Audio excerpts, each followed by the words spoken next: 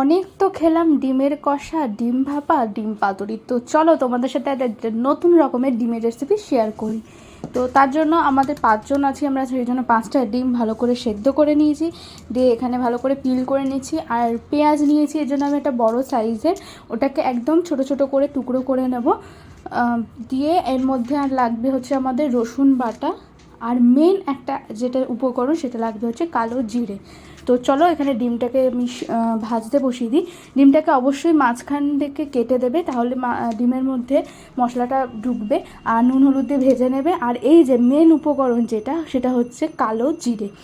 তো অবশ্যই কালো জিরেটাকে আমরা শিলে বেটে নিয়েছি, তো তোমরা চাইলে মিক্সিও করে নিতে পারো। কালো জিরেটাকে বেটে আমরা তুলে রেখে দিচ্ছি। আর এদিকে দেখো ডিম ভাজাও হয়ে গেছে।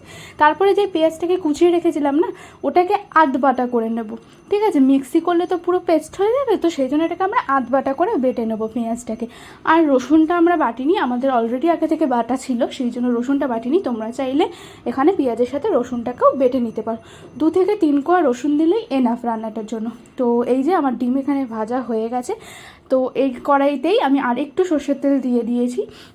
এটা কিন্তু অল্প তেলেই রান্না। তো এরপর দেখো তেলটা গরম হয়ে যাওয়ার পরে ওই পেঁয়াজের যেটা করে রেখেছিলাম আধ বাটা, সেটা দিয়ে পেঁয়াজটাকে ভালো করে ভেজে নিতে হবে। মানে পেঁয়াজটা বেরেস্তা হবে না, সেই জন্য কি করব, আমরা পেঁয়াজের মধ্যে আগে একটু নুন দিয়ে দেবো, যাতে পেঁয়াজটা একদম কড়কড়ে না হয়, নরম থাকে। সেই জন্য আমরা একটু নুন দিয়ে দেবো।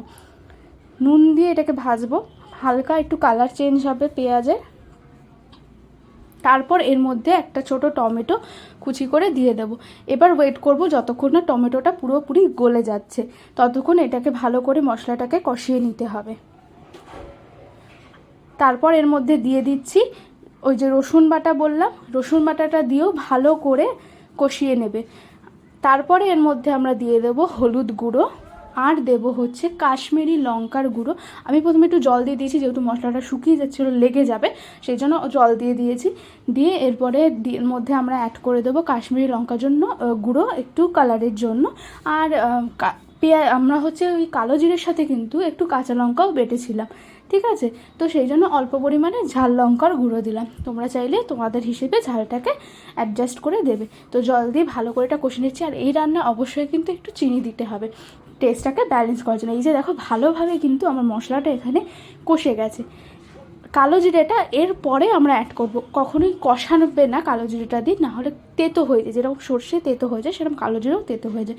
পুরো মশলা কষানো হয়ে গেলে তারপরে আমরা কালো জিরেটা দিয়ে হালকা একটু নেড়ে জল দিয়ে দেবো। আর কালো জিরের গুণাগুণ তো সবাই জানো। এই ডিমের রেসিপিটা যদি তোমরা ট্রাই করো, আমি গ্যারেন্টি সহকারে বলতে পারি সব, মানে যাদের মুখে স্বাদ নেই তাদের মুখে অবশ্যই স্বাদ ফিরবে। তো এই যে জল দিয়ে হালকা ফুটিয়ে নিয়েছি, তারপরে এই অর্ধেক করা ডিমগুলো দিয়ে আরেকটু ফুটিয়ে নিই। নুন মিষ্টি তোমরা চেক করে নেবে, দিয়ে কাঁচা লঙ্কা ছড়িয়ে তোমরা এইভাবে সাজিয়ে পরিবেশন করতে পারো। আশা করছি সবার এই ভিডিওটা ভালো লাগবে, আর এটা অবশ্যই ট্রাই করে আমাকে কমেন্টসে জানিও কেমন লাগলো। দেখা হচ্ছে পরবর্তী ভিডিওতে। Bye bye.